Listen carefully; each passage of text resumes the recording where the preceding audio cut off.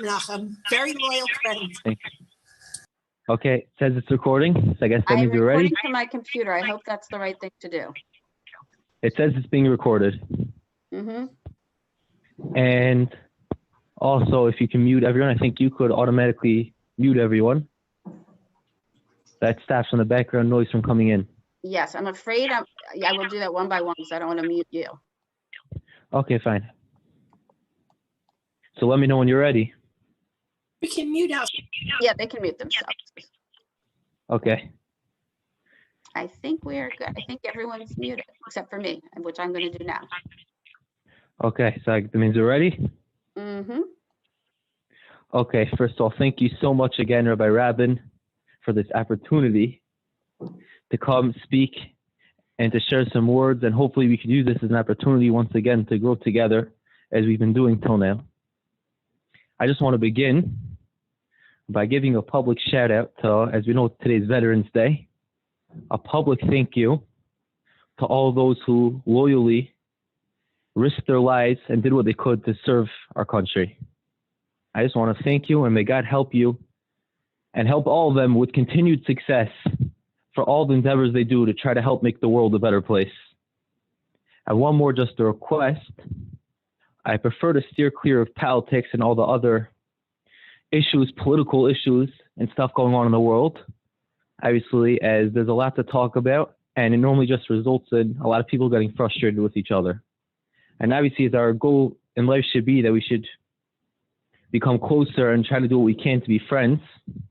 You know, as we know, it says in the Torah, actually, which means that thou shalt love their friend as they love themselves, which now is not the time that we're going to go at length about this, but just as an idea of friends and trying to make peace between each other. And therefore, I'm going to request that we steer clear of all these areas that may cause a little frustration or other fighting. Also, one more thing before I begin, we're obviously, I don't know if you said it, that this is going to be the topic, but I'm going to be speaking about growing from tragedy. And just before I begin, as we know, it's a very sensitive issue, and I spent many, many hours trying to work on it to make sure I could come across in a way where it could be acceptable to anyone, and it won't harm or hurt anyone's feelings or anyone in any way. But due to the sensitive nature of the issue, I apologize in advance if some of it is very hard and could hurt. And for me also, saying this over, it's really a very deep topic, obviously. And for me too, I hope that I could be able to, God should help me that I can make it through fully this speech. I just want to begin by saying over, a few weeks ago I received a phone call. And this phone call was letting me know about a car accident that took place. Okay. You hear of car accidents every few weeks. But unfortunately, this one resulted in the tragic death of my friend and classmate from school as a kid. And obviously, talking about such things is very difficult. But I just want to go back to that first feeling when I received the call. That moment of shock, of trauma, when the news hits you. That your friend, you will never see the smile on his face again. I'm never going to get that big, warm welcome as I walk into synagogue and I see him. It's a very, very hard thing to digest fully. And right away, you obviously struggle with the idea. Yeah, he's not going to be here, but could I still do something to help him? Could I help him now that he's moved on from this world? Maybe do another act of kindness to him? And furthermore, for myself, will I be able to move on in life, move on in the world without him? Will I be able to pick up from such a tragedy? 19 years old, and yet he's no longer here? It's a very, very difficult thing to comprehend and to pick yourself up from again. Not long after this happened, I was by the Bostoner Rebbe, and I told him over the story 2-3 days afterwards. And I asked him, why is it that we find that tragedy happens? And what are we supposed to get from tragedy when tragedy happens? And he told me an idea that's really one of the fundamentals of life. He told me that God creates tragedy for a reason. Now, obviously, we spoke about a mission last time. We'll come back to that. But the idea is that no matter what happens in the world, we can always grow from it. And everything that happens in this world is for us to grow and to become a stronger person. You know, this week's Torah portion is Parshat Chayei Sarah. And we read the story of Abraham and his son Isaac. And they went out to serve God. And on the death, and while out, Sarah, Abraham's wife, had a tragic death. And right away, the Torah tells us that Abraham, vayef, is the word used, meaning, and he cried. But for those who know the rules of studying the Torah, and they know the laws pertaining to writing a Torah scroll, know that each letter is supposed to be a certain size. There's an equal size written to each letter. Yet in this word telling us about the fact that he cried, one of the letters is smaller. Now, whenever this happens, it's in order to teach us something, to teach us a lesson, to teach us something that we can gain from it. And the lesson over here is that yes, there's a time to cry, but at the same time, there's a time to move forwards. That yeah, although it's right and it's the proper thing to do is to go cry, you have to take that crying and use it as your opportunity to grow, to become a better and stronger person. Putting this aside for a second, let's go back to what we were saying before. We have to understand these two ideas when dealing with a tragedy, or in my case, the loss of a friend, or really in any case, a loss of one's parent, partner, child, or anything. And that is helping the person and helping yourself. Is there something more you could do for the loved one? And is there something you could do for yourself that you could gain from it? So let's begin by discussing what you could do for what a person could do for their loved one. You know, there was a Rabbi Leibel Katz of blessed memory, who I went to his class multiple times in camp. He used to give a class every day. A fascinating class on the Talmud, and really on a perspective on life as a whole. And he used to point out constantly something very interesting. The word Mishnah, referring to the book, the text written by the early sages, and the word Neshama, talking about the inner soul of a person, the spiritual soul that every person has inside of them, had the same letters in Hebrew, in the Hebrew spelling. And he wondered, what's the reason for this? Out of any word that could be used for both of them, is it coincidence that they ended up the same? And he said, no, there's a lesson we can learn from it. And the lesson is that what you could do to help out a person's soul is Mishnah. But it's not limited to Mishnah. By you studying or taking something upon yourself, doing an act of kindness, doing some sort of spiritual thing or some sort of thing in memory of the person who's no longer here, that uplifts the soul in heaven. And that helps him out. And that gives him a greater gift in the eternity. And gives him more merits as he goes into the world.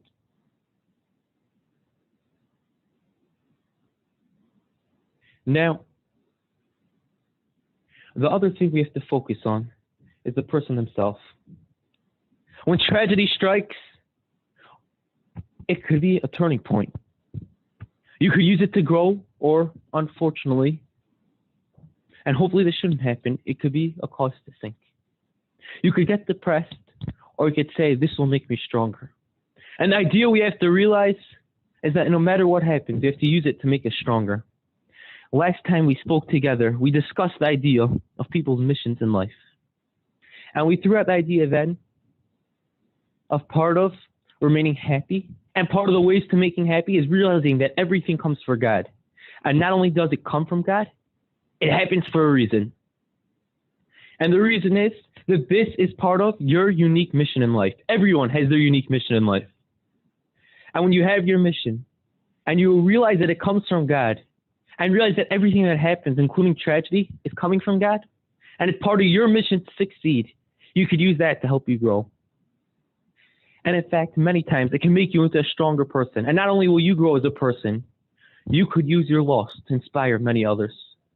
I read an article a few years ago about a person in Israel whose child became very sick. And this person went, and he was struggling throughout it. And then, unfortunately, tragedy struck and his child passed on. A heartbroken father who lost his oldest child, something most dear to him. Heartbroken, down, depressed. He didn't know what to do. He went into, and I want to say it was the Belzer Rebbe in Israel. It could be I'm wrong with that. He went into his Rebbe and he asked him, what am I supposed to do in such a circumstance? What should I do in such a situation? And with that, the Rebbe responded, know that it's from God. And God does not give a person a challenge that they cannot overcome. Part of a person's mission in life is that even when something is difficult, to overcome it and to use it to inspire others. And this person writes that when he focused on the fact that this loss came because of God, and that it's there for a reason, he said, God chose me to be the one. And God gave me this special mission. And he went from there, and he writes that he went from there to create an organization to help out every single person that he knows of in Israel who lost a child. And anytime someone's there doing the traditional Shiva or suffers from a loss, he is always there to help the family recover and to help comfort the family so that they too can move on with life. You know, but obviously not every person has the ability, the time, or the skills to create an organization. But maybe the small little things could also make a difference. This past summer, unfortunately, there were many drownings in Israel. And I read an article in Mishpacha, one of the Orthodox Jewish magazines, about a person who was very close with one of these families who tragically lost a son. Brokenhearted, he went to go try to comfort the family by the Shiva. Yet, he says over, and it's written over there, he did not know what to do with himself walking in. What could he tell a family to help them comfort them by the loss? But as he walked in, he saw 3 people sitting there. And who were those 3 people? Each one of those 3 people were people who in the past 5, 6, 7, even 10 years were people who lost a child. And they felt someone else's suffering. And they said God gave them the mission. God made them go through it. It was part of their mission. So they can now go help others, that others too could recover and be comforted by it. You know, this is not really a new idea. It's not a modern idea that we find only in the 21st century. In fact, the Talmud in Tractate Brachot tells us, on page 5b, tells us about one of the great sages at the time, Rabbi Yochanan. And Rabbi Yochanan used to walk around carrying a tooth of a child. A seemingly strange thing for anyone to walk around with, especially the great sage, Rabbi Yochanan. Shouldn't it be beneath his dignity to walk around with such a thing? And yet, the Talmud writes that any time tragedy would strike, someone will be down, someone will be depressed. Rabbi Yochanan will be the first one there.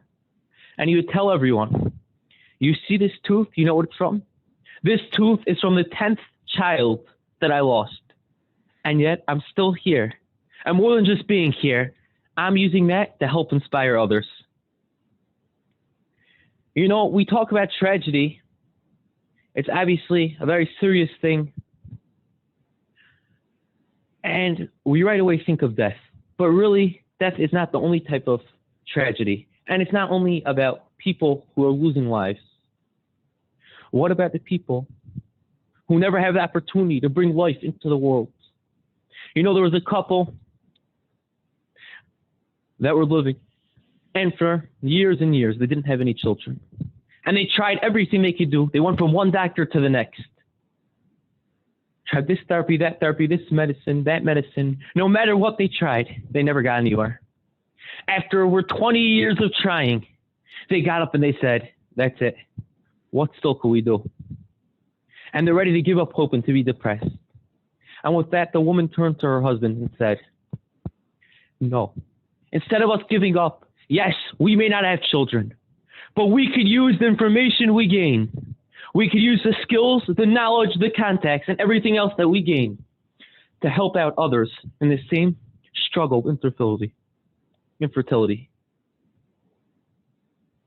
And she says from there, they began by helping out people who would call them up.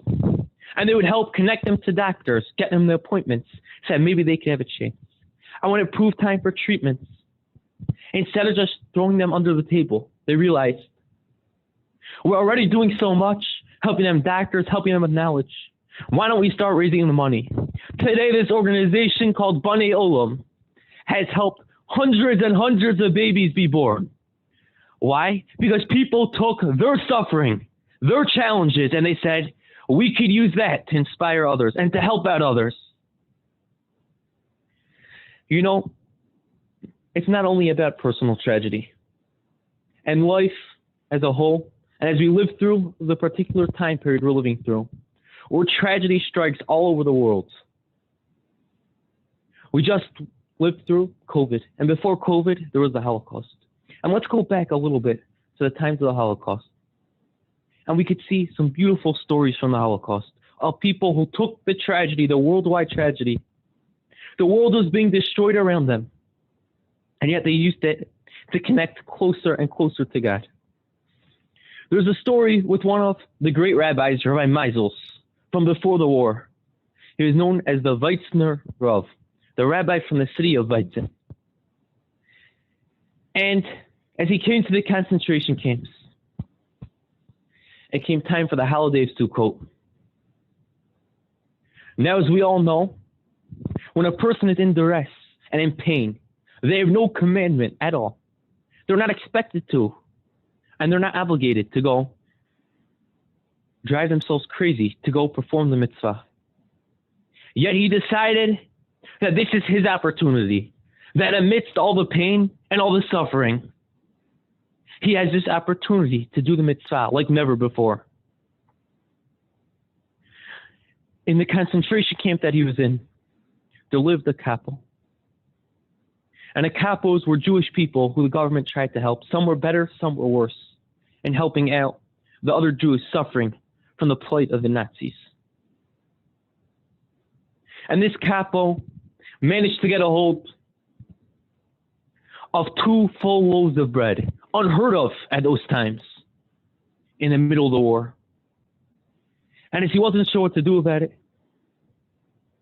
2 loaves of bread, he was saving it for who knows when you'll need such a thing. Who knows when you won't get a meal anymore.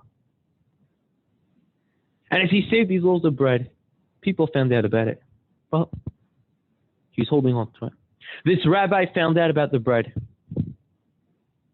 And he sent a message to the couple saying he wants to speak with him. And he said, I want to ask you for a favor. Could I borrow your 2 loaves of bread? The couple said, Rabbi, you're nuts. He said, I want to borrow the 2 loaves of bread. He said, why? He said, you see, like this, I built a sukkah. Despite the circumstances around me, I was able to build one. And we know that there's a special thing that you're supposed to make, the blessing of Hamotzi, on a Friday night, on a holiday, on 2 loaves of bread. So I want to have this opportunity that despite everything around me, to do the mitzvah in the best way possible, sit in the sukkah and make the blessing on 2 loaves of bread. The couple turned to him and said, on one condition.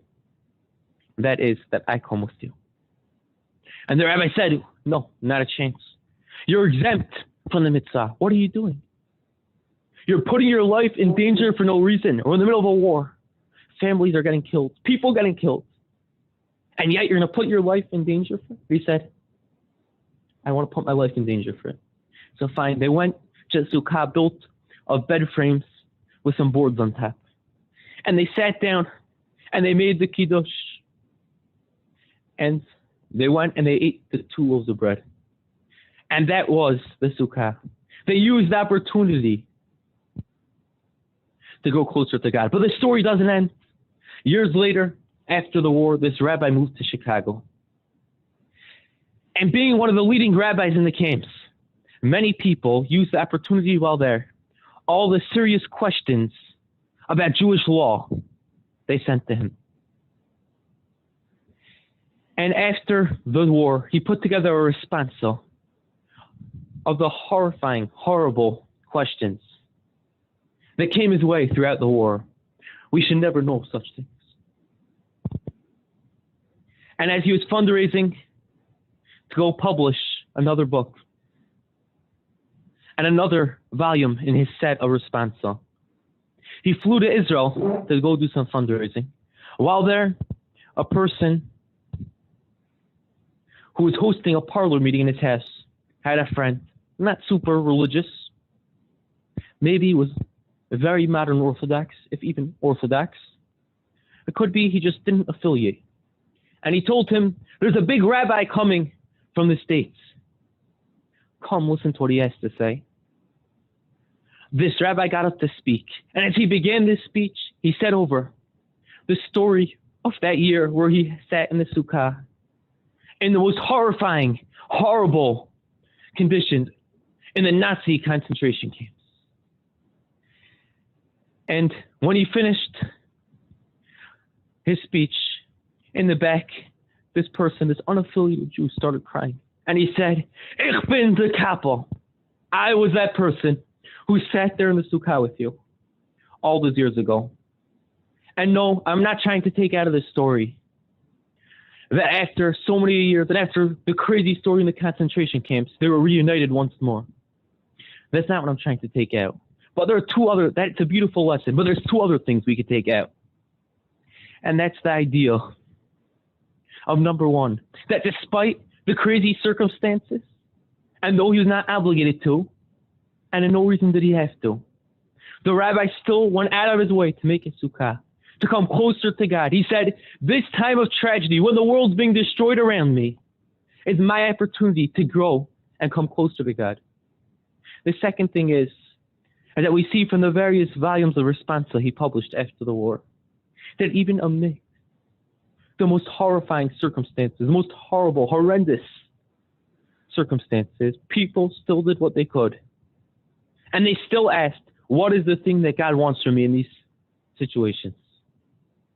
And that's what we could take out.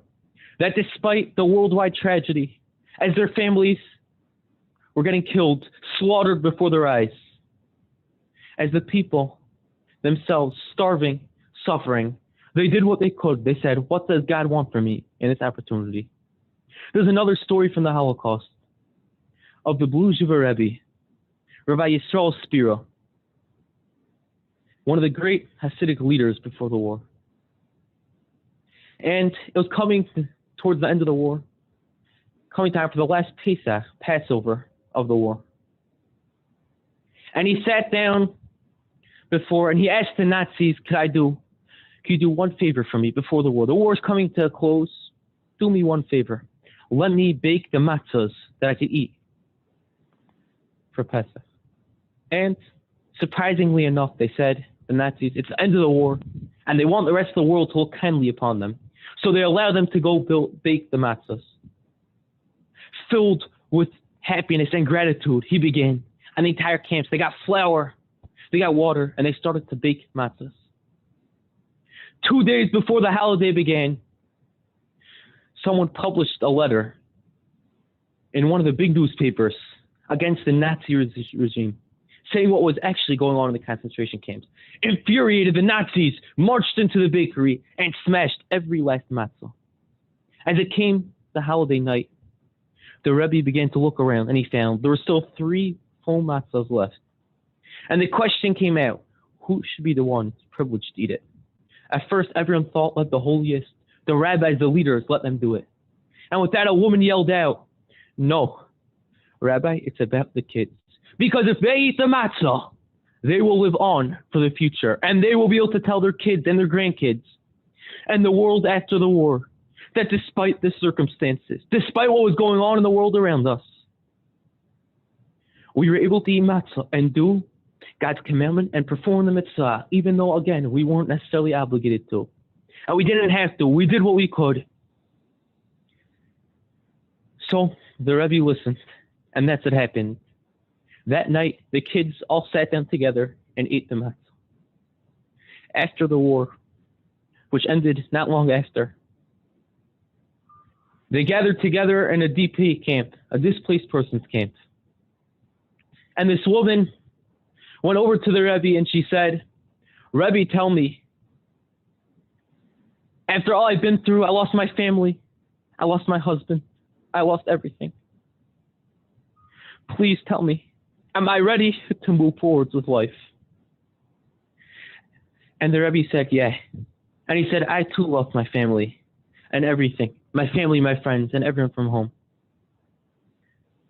And yeah, therefore I proposed to you. And the two of them got married. And that son of the woman who ate the matzah that night became the most recent Bluesville Rebbe who just nifter just a few years ago. Once again,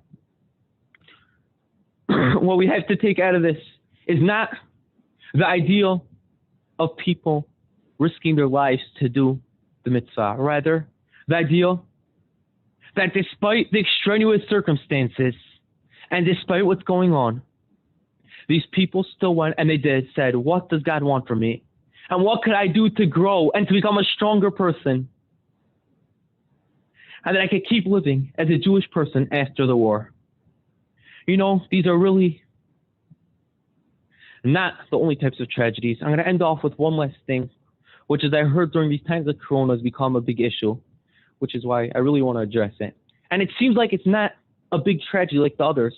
It's not a death. It's not a worldwide destruction. This idea of people's homes breaking, of divorces. I recently read a book called Lifeline. And it's a book where people relate over life stories about themselves and how they overcame various challenges in life. A very emotional book, as you could say. And in there was a kid was describing what it was like to be raised under split custody. A heartrending, horrible story pierces the heart about such things. Yet, he writes there how he used to have to split from house to house, 2 nights here, 2 nights here, 3 days here, this Shabbat here, this Shabbat there, and how complicated it is. But he writes that at first, as the confusion overtook him, he didn't know what hit him. And it was extremely challenging. Yet he said, I took that to mean that instead of me being stuck with 2 parents, I'm privileged to have 4 parents. And instead of having only 4 grandparents, I have 8 grandparents. Now this seems like insanity. A child of a broken home, as many people say, these people won't necessarily get any more in their lives. Yet, this kid said, no, I'm going to show you what's right, and that's going to make me a better person. That I have this privilege of being the one with multiple parents. And as an aftershot note to that story, someone else wrote another story in. And he writes that he divorced when he was married, youngly married, with 4 kids.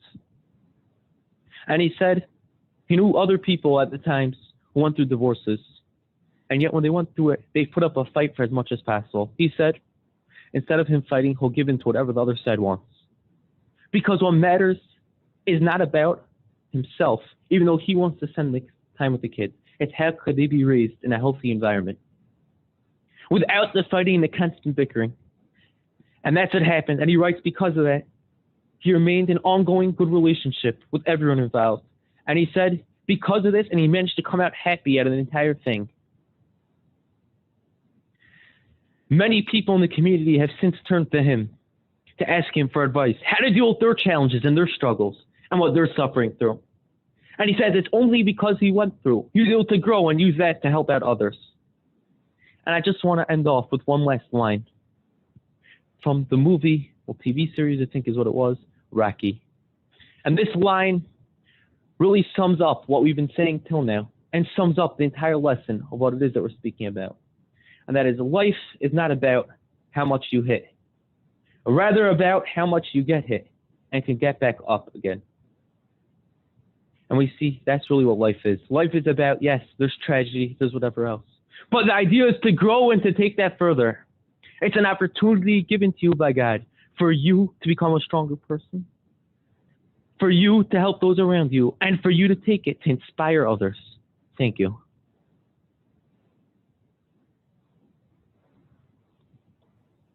Thank Rabbi you, Menachem. Rabin, any questions? A bunch of people have joined us since you started, both from my synagogue as well as on the phone. And I see some clapping. I obviously can't see those on the phone. One correction, Rocky is a movie. Rocky's a movie. Although there were Okay. several. I think it was several movies came out of it. Several movies. Yeah, I think there were like 3 or 4 of them. So it was like a series.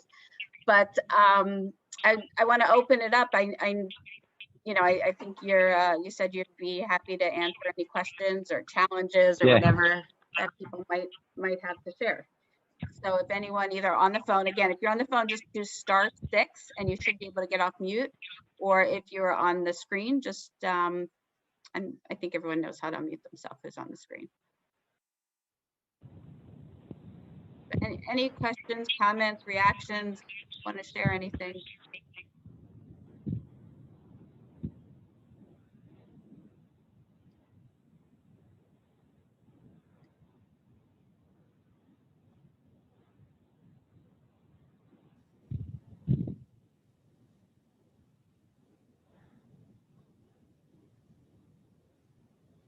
Do we have anything? Yeah. Menachem. Yeah. Hello. Thank you so much. I think most of us are old, and we've gone through most of us have had challenges in our lives, and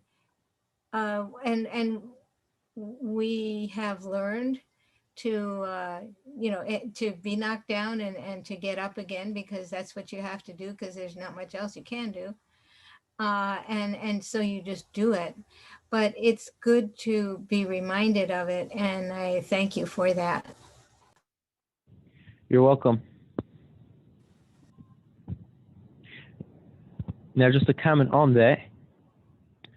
Obviously, that is, as you were saying, that really is what life is. Life is about, you get challenges and taking them to grow again. But if a person could look at it, and it's very difficult to do so and understand, then instead of it being that you're forced to get back up again, that it's a privilege that we have to get back up again, you can make the challenge so much more meaningful and personal. I don't know if you agree to that or not. I'm throwing out the ideal.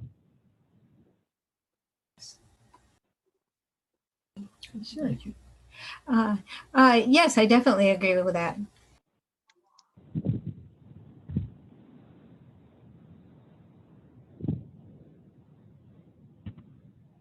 Anybody else? And it's okay if you disagree with something or have a question. Or... Yeah, I'm open to hearing different opinions on things or questions and related.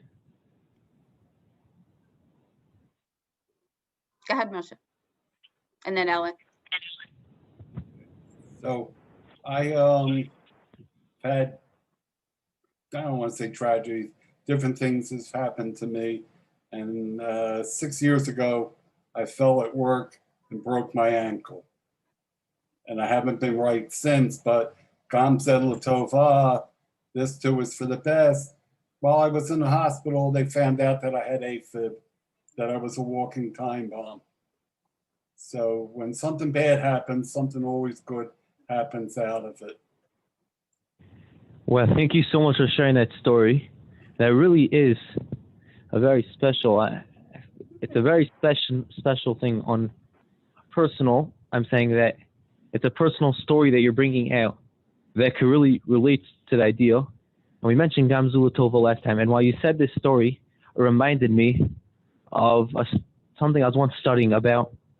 There's something called Saras, which is, I forgot the English name for it, but it's an illness that was given at certain times when God felt the need to punish someone. Sorry. And one of the things that we find many stories of in the Talmud and in the other midrashic books and the other interesting ancient Jewish texts is that many times what happened was God would put this disease or whatever you want to call it on the house, which would require they knock down those walls. And they would knock down and they'd find treasure, buried treasure hidden inside their walls. So as you said, anytime something bad happens, Gamzu Tova, and something good will come out of it.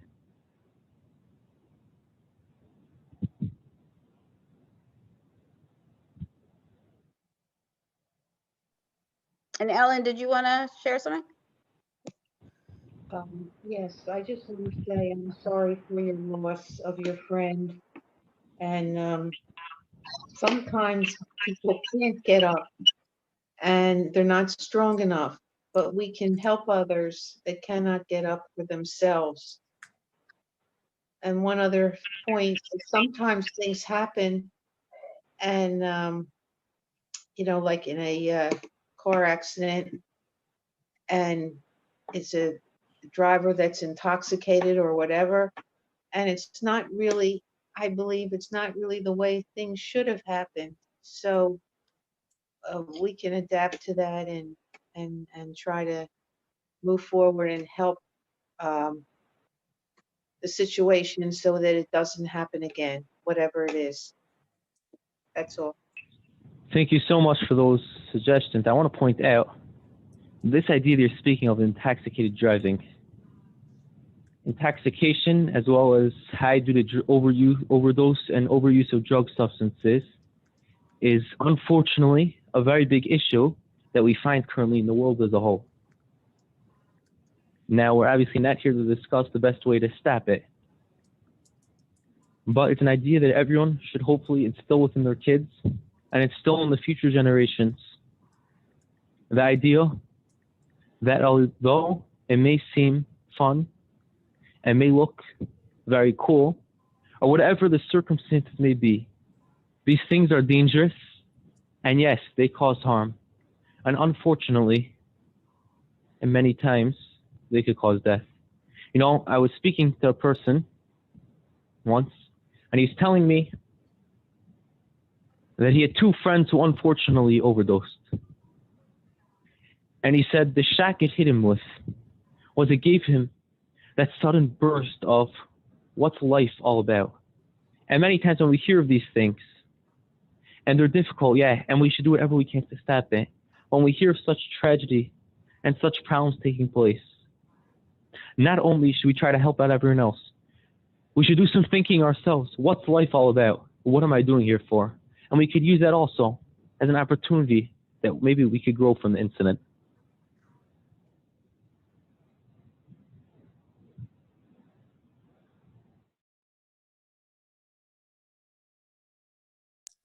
I don't think everybody is capable of that, of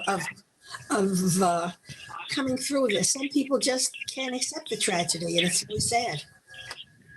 100%. But that's why the idea of friends come in. You know, if it would be an idea if everyone was a selfish person, we would never get anyone in life. In fact, I once heard a very interesting saying said over from the early sages. I believe it's from the Talmud, but I don't remember off the top of my head. That the world was created with givers and takers. And we find an interesting commandment in the Torah called tzedakah. You have to give charity. Now, charity is obviously a great thing. But in the perfect world, why did God have to create beggars and poor people? Why couldn't God create a world where everyone was equal? Everyone has money. And therefore, no one would have to rely on the charitable donations of others. which is really an eye-opening question to what is charity all about. And this is really gives us an understanding in what the world was created for. The world was created with givers and takers. And that although we should all strive to be the givers, there are times we're stuck being a taker. But even at the times where we are stuck being a taker, we could still use what we have to help others. So if a person has to be a taker with money, they could help out someone else. In fact, the Talmud says, what's the greatest type of charity a person could do? The greatest type of charity a person could do is to give someone a smile. You know, there's a story said over about a man who was getting depressed. Things weren't going well at home. He had no money. He's in heavy debts. He just lost his job. Stuck, not sure what to do with himself. He was walking the streets of Manhattan late one night, contemplating, should he do the worst and give up? And as he walked, he bumped into a person who gave him a big warm smile and asked him, why do you look so down? And the person said back, you know, I lost my job. Things are about to break up at home. I have no money. I have crazy debts. I don't know what to do with myself. The person said, let me tell you something. My name is Warren Buffett. And you see those buildings around there?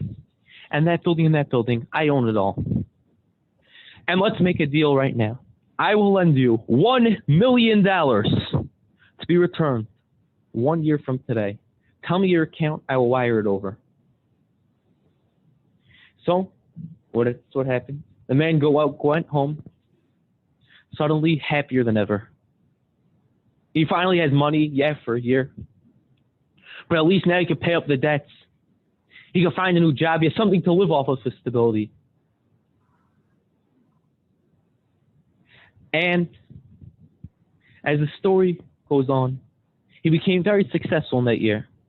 And he became a very happy person. This person who before was depressed and down is now the happiest person around. The year passed and it came that night. And he walks back to that place in Manhattan late at night. And now he's a different person than who stood there the year before. A self-confident, happy, wealthy person. And he began looking for that man in the white suit who he met 1 year earlier. And he's there for a half hour, an hour, 2 hours, and he's waiting. Then two people walk over and approach him. And they turn to him, they say, you know, we're the wardens in an insane asylum. And there's a person who's been seen walking around wearing a white suit. He calls himself Warren Buffett. And in fact, he escapes very often. And I think the last time he escaped was 1 year to today. And with that, the person, shocked with realization, it came to him. He never got the $1 million. But when a person is happy, that's the key to success in life. When a person is happy, he could turn himself around. And yeah, if a person approaches the challenges and approaches the stuff that comes his way with happiness, he will be successful.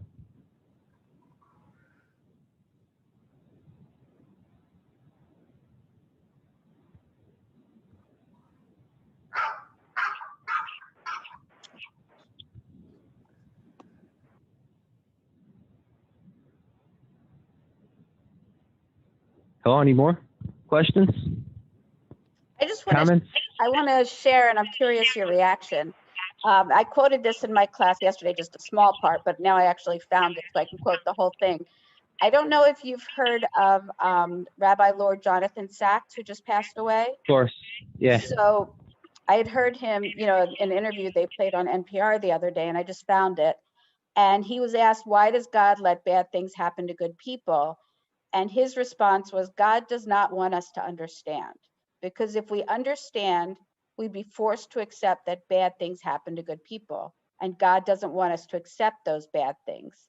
He wants us not to understand so that we'll fight against the bad and the injustices of this world. And that's why there's no answer to that question. God has arranged that we shall never have an answer to it. And I was just curious if you had any, thoughts on that. Yes, I have two comments to make about it. Number one is someone once went in to the Boston Rebbe, and I know the story happened with many of the other great Hasidic leaders. And he starts complaining about all the bad and asked him what to do and all the bad. And how does the rabbi deal with all the bad stuff that happened to him?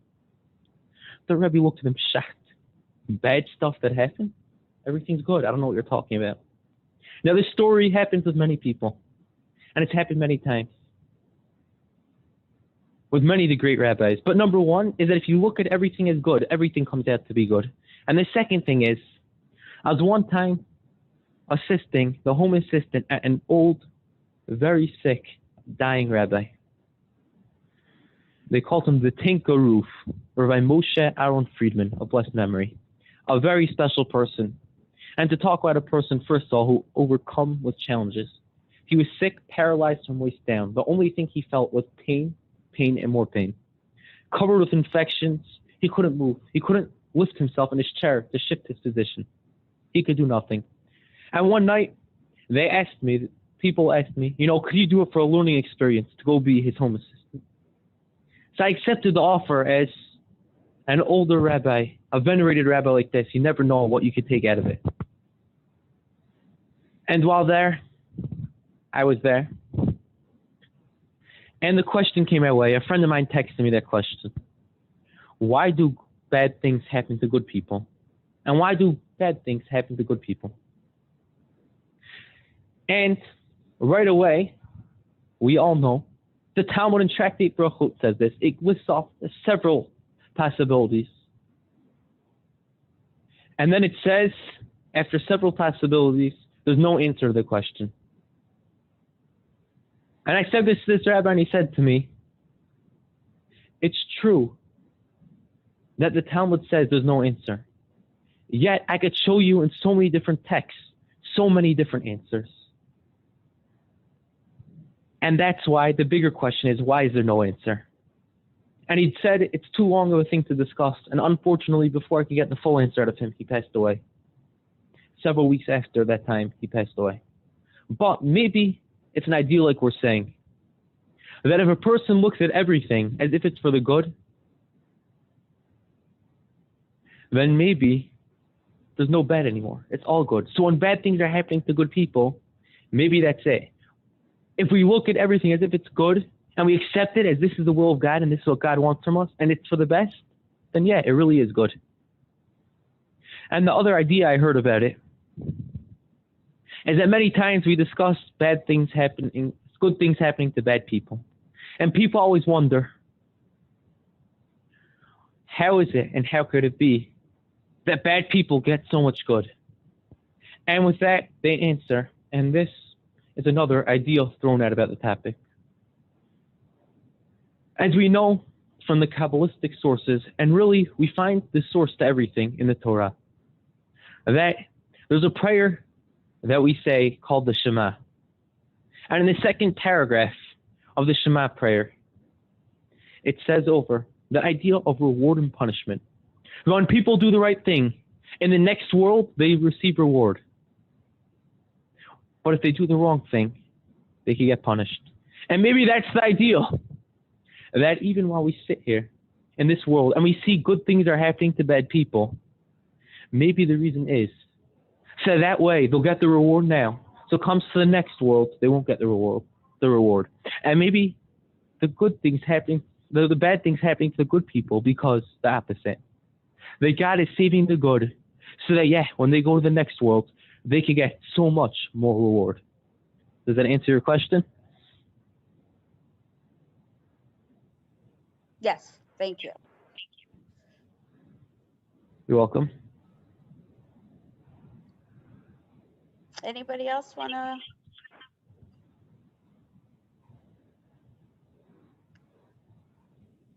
I have a question. Okay. It's going on in my mind that I know several people with mental illness, and they are caught up in something that they can't get out of. And it's hard for even other people to help them to get out of that. We talk about professional help, but basically, many poor people don't get the kind of professional help they need. I would love to see how I could encourage someone who finds himself or herself devastated by the mental illness. I don't know what I'm quite asking, but whether or not they can, rise above it, or is it a question of whether I can rise to the occasion and help them? Do you have any comments on that? Yeah, it's obviously a very difficult discussion, and it's obviously a very difficult topic, discussing people with mental illness, because to date, there aren't necessarily any treatments fully to mental illness. Though I saw a story brought down of a man who, a newlywed husband, married a wife, and it's the dream marriage. And there's one thing about his wife that every day she used to do. She was European, and she had her tea time every afternoon. And every afternoon, as she sat down to tea, she didn't just make a simple tea. She used to make a complex, fancy tea with everything down to the type of water and the type of tea bag, how much sugar. One day, as he watched her make her tea, he saw that instead of her making the tea with the whole fancy way she normally did, she just went straight to the sink. And when he asked her about it, she said, "What do you mean? This is how I do my tea." He took her to doctors, and she was diagnosed with Alzheimer's. I believe it's Alzheimer's. Maybe it's dementia. I don't remember. Whichever the case was, he realized that his wife is beginning to lose it. And for him, he had been married for over 30 years at that time, and was heartbroken to see such a thing happen to his wife. Devastated, not sure what to do. And he decided that the way that he's going to approach it is to view it that he was privileged to spend 30 years with her. That although they spent 30 years together, living as one, and now it's his opportunity to give back.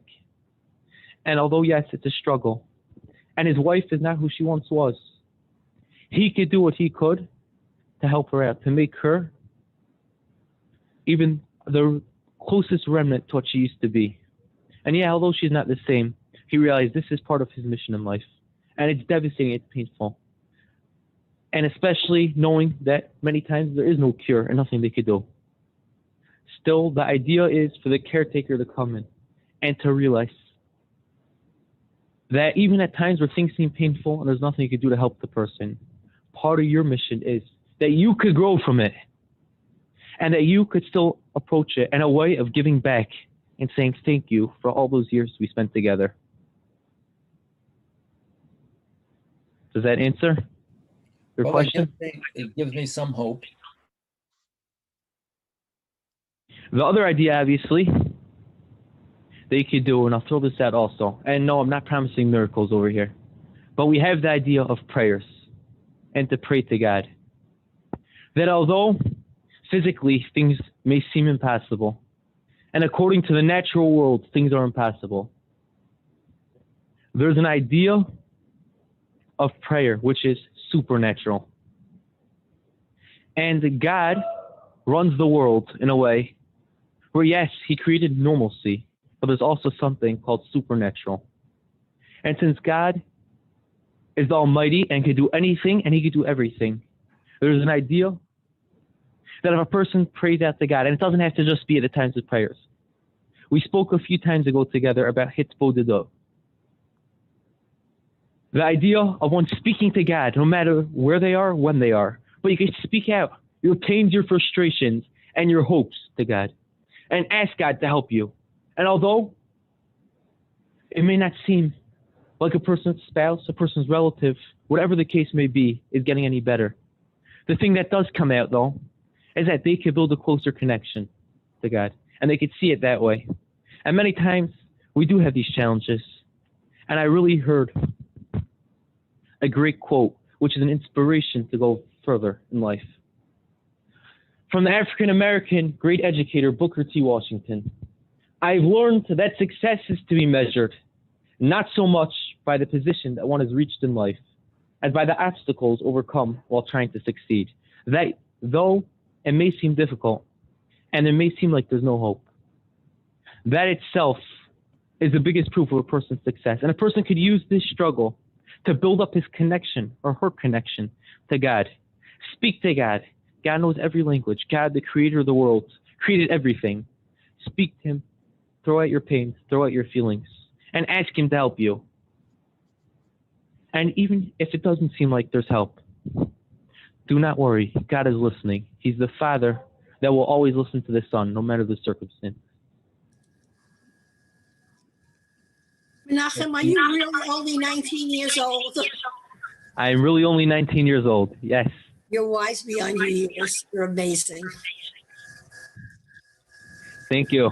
Menachem, thank you very, very much. It looks like some of your friends I'm assuming they had to go to their next shiur because some of them had to leave. We have one last question if you have time. I don't know. Do you have another Oh, sure. moment? I have time. No, I've had some more time. Yeah. I know you've mentioned about the world to come. Could you talk about this, what you think is in the next world, or what you, could you speak a little bit more about this? What the next I could world tell you is like this. I could tell you like this, and that is, the world to come is something that's supernatural, spiritual, and beyond our physical understanding. Beyond what it is that we can comprehend being a physical being. What I could tell you is like this. Take the biggest pleasure in this world. Whatever it is that you find the most enjoyable thing to do. If it's the Sunday afternoon football game with your family, while sitting back and enjoying a nice cold drink, or if it's your dream vacation, I do know it'll be 1,000 times, 1,000,000 times, 1,000,000,000 times greater than that. That though we can't necessarily understand it due to our physical things, it'll be a spiritual and supernatural and amazing pleasure. It'll just be pure pleasure, whatever it is that means. But it's something that will not only be to our physical bodies, but even to the inner soul of a person. It will get the pleasure.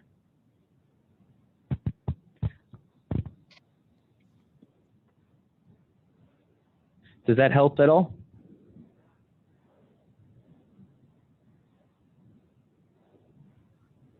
I was curious of your interpretation, and I thank you for answering the question.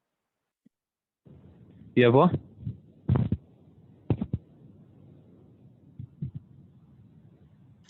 Well, Menachem, thank you so much as always, and I hope you will join us again. It was a pleasure to have you and so many of your friends who came on after you had started. So I'll figure out later today how to get the recording if anyone missed part or wasn't able to be here, that they can share as well. And just thank you very much on behalf of all of us that had the pleasure of learning from you. You're welcome. Thank you so much again for the opportunity. If there are any more questions, I'll take more. Thank you so much for it. It was very worthwhile listening to you. Yeah. And have a wonderful day, and we look forward to learning from you again. Thank you so much.